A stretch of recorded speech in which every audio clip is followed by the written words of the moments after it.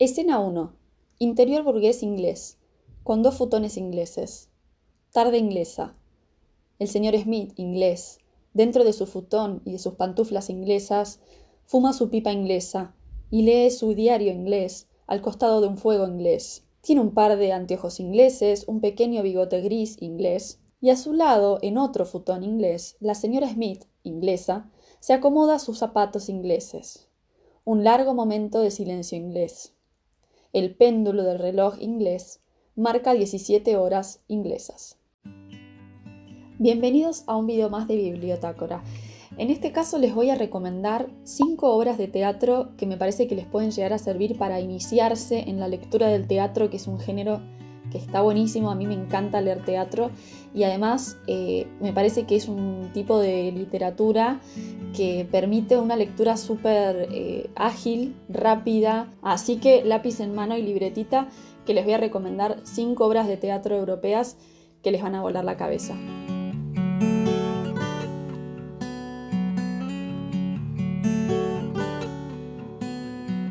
En la lectura de las obras de teatro tenemos que tener en cuenta algunos códigos. Primero, que está dividido normalmente en actos y escenas, ¿sí? En general son entre 2 y 3 actos o un poco más, depende de la obra.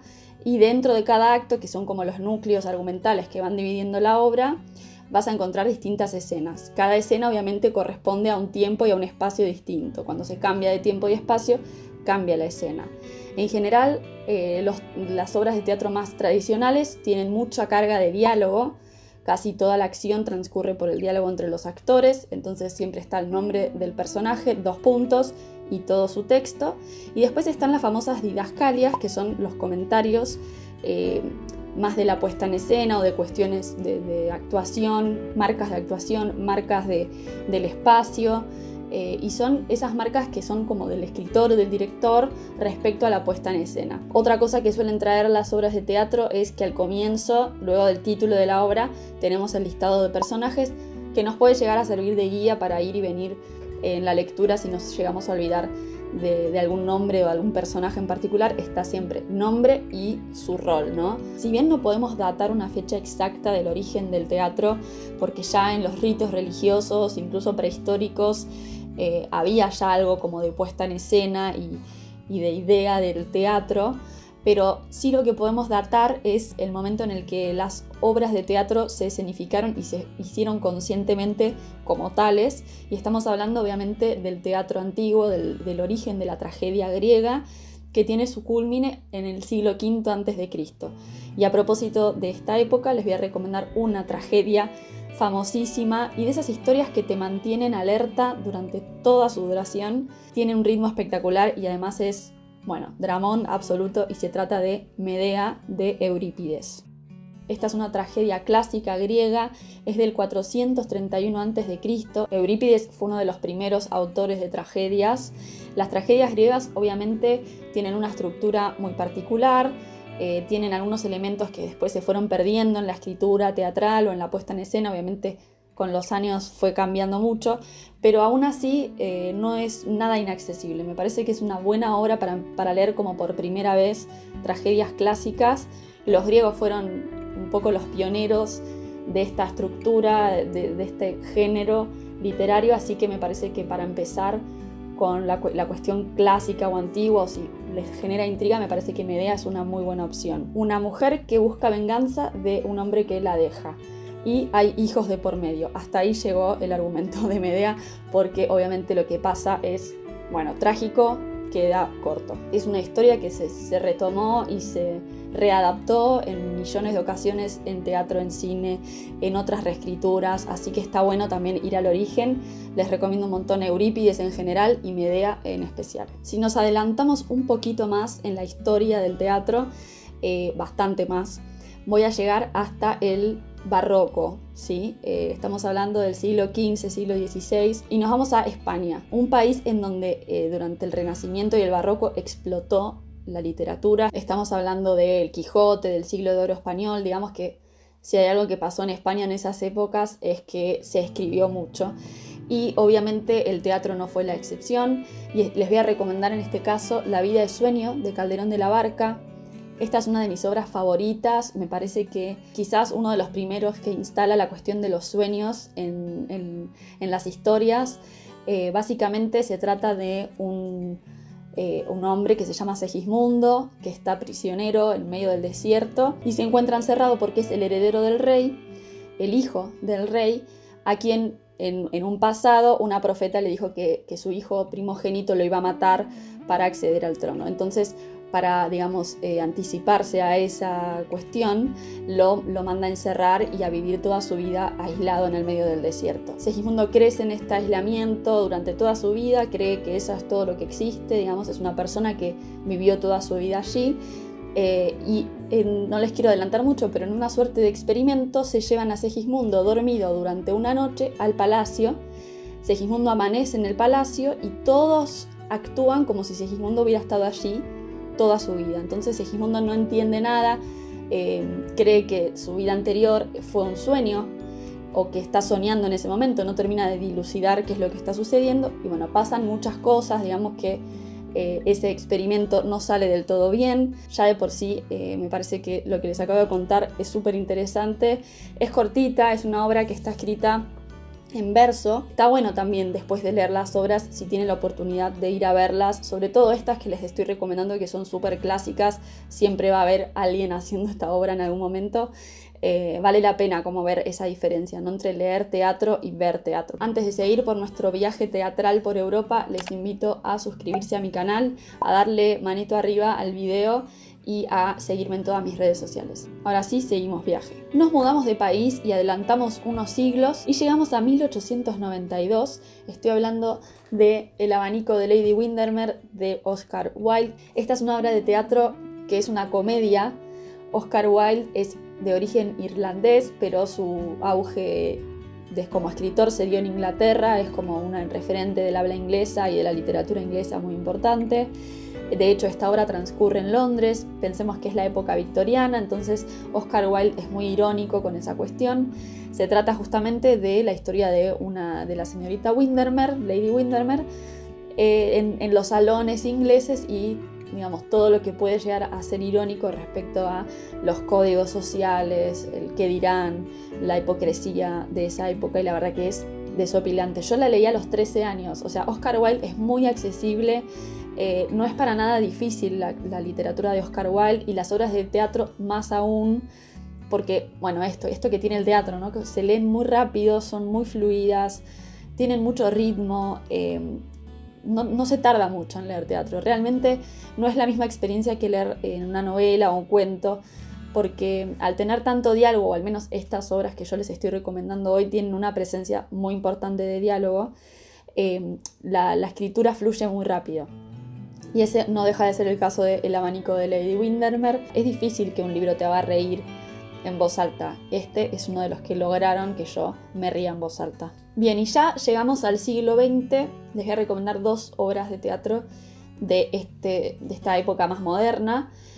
Por un lado les voy a recomendar a un autor francés que se destacó por ser uno de los originarios o uno de los principales creadores del teatro del absurdo. Estoy hablando de Ionesco, es un autor francés. Esta obra que les voy a recomendar es de 1950 y es La cantante calva. Es una obra súper cortita, muy muy cortita, de hecho casi siempre viene junto con otra obra, en este caso yo tengo uno que trae La lección. Esta es otra obra irónica, graciosa, pero lo que tiene de interesante esta obra es que juega con las didascalias, que son esos textos a los que nosotros como espectadores de teatro no podríamos acceder más que en la visualización de la puesta en escena. Pero en este caso, Ionesco hace juegos literarios en las didascalias. El fragmento que yo les leí al comienzo de este video corresponde a esto que les estoy contando. Cuando hace ese juego de palabras con la adjetivación de todos los objetos que vemos en la puesta en escena, como inglés o ingleses, obviamente eso como espectadores de teatro no lo vamos a poder ver, excepto que haya una voz en off diciéndolo. Pero no es el caso de la obra de Ionesco. Es muy graciosa, no hay un argumento en particular, de eso se trata también el teatro del absurdo. Pasan cosas ridículas todo el tiempo, los diálogos no tienen sentido, pero no llega a ser un nivel de absurdo que nos saque de la historia o nos haga, digamos, divagar por el argumento, sino que hay una historia, hay personajes definidos, hay como un arco bastante marcado, pero bueno, las resoluciones, las respuestas que tienen los personajes cuando hablan, las situaciones, cómo se van desenvolviendo, obviamente tienen que ver con el absurdo. Me parece que para leer por primera vez absurdo es una gran obra, y Ionesco para mí fue un descubrimiento increíble. Otra obra muy conocida de él es El rinoceronte, que es un poquito más larga, pero me parece que para empezar La cantante calva es genial. Hago una pausa porque estaba acá editando y me di cuenta que no les conté algo muy importante. Esta semana abrieron las inscripciones para la tercera edición de mi curso online de cine y literatura, así que si les interesa el tema, si quieren saber más información sobre el curso, si quieren que les cuente cuál es el programa, cuál es el plan, cómo es la modalidad, me escriben a bibliotacoralibros@gmail.com o me ponen su mail acá en los comentarios y yo les mando toda la información. El curso arranca el 7 de septiembre, así que todavía tienen varios días para escribir, y dura un mes. Es una modalidad distinta que permite horarios flexibles y que lo puedas ir haciendo a tu ritmo. Les brindo todos los materiales, películas, textos, libros. Además, al final del curso hacemos un cierre en vivo con todos los integrantes del curso y conmigo, en donde analizamos una película en particular que me parece que es como el cierre perfecto para todo lo que fueron aprendiendo a lo largo del mes. Además, para esta tercera edición se suma La Marca Editora, que es una editorial que edita libros de divulgación sobre cine, fotografía, estética, filosofía, el arte en general. Es una editorial que yo tengo muchos de sus libros en mi biblioteca, de mi formación de cine, y obviamente muchos de esos libros son parte de la bibliografía, y como participantes del curso tienen una promoción exclusiva, que es que con la compra de 2 libros se llevan un tercero gratis. Así que me parece que es una gran noticia y estoy muy contenta de que La Marca Editora se haya sumado a esta tercera edición. Dicho todo esto, continuamos con el video.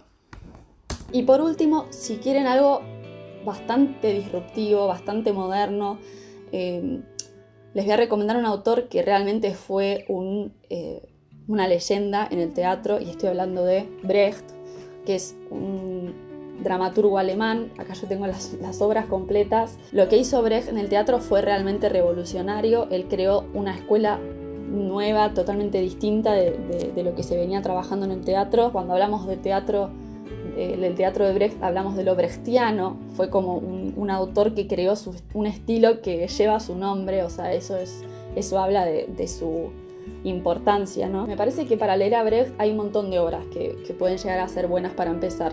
Una que se me ocurre que les puede llegar a interesar mucho es Madre Coraje, o Terror y Miseria en el Tercer Reich, El Círculo de Tiza Caucasiano. Otra muy interesante también es La vida de Galileo. Hay una escena que particularmente a mí me encanta de la obra La Madre Coraje, que es una escena en la que a una madre le anuncian la muerte de su hijo en la guerra, y es una escena desgarradora en la que la madre se tira al piso y grita en silencio, que les voy a dejar por acá la escena famosa.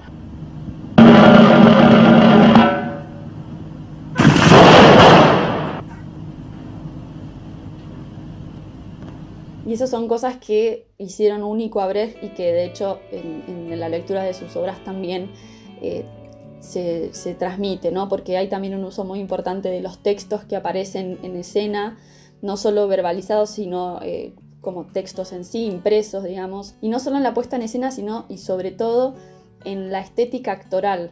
Brecht generó una nueva escuela actoral que impone un tipo de actuación mucho más distante, en donde el actor requería de ciertas facultades intelectuales que le permitan tener distancia con su personaje y poder dialogar como actor sobre lo que estaba haciendo. Es muy complejo, obviamente, pero no necesitan entender lo que les estoy diciendo para poder apreciar las obras de Brecht. Lo que sí me parece que está bueno es que puedan buscar obras representadas de él, porque son experiencias muy distintas. Fue uno de esos genios que me parece que si no conocen, tienen que conocerlo.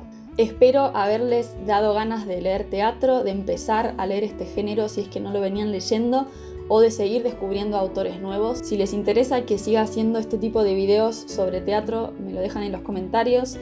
Podemos hacer, si quieren, un tag de teatro argentino. Me parece que ahí hay también un montón para recomendar. Tenemos grandes dramaturgos y muchos contemporáneos que también vale la pena descubrir e ir a ver sus obras cuando se pueda, si es que esta pandemia en algún momento termina y podemos volver a ir al teatro, al cine. Leer teatro está buenísimo, así que espero que lo pongan en práctica y nos vemos en el próximo video en Bibliotácora.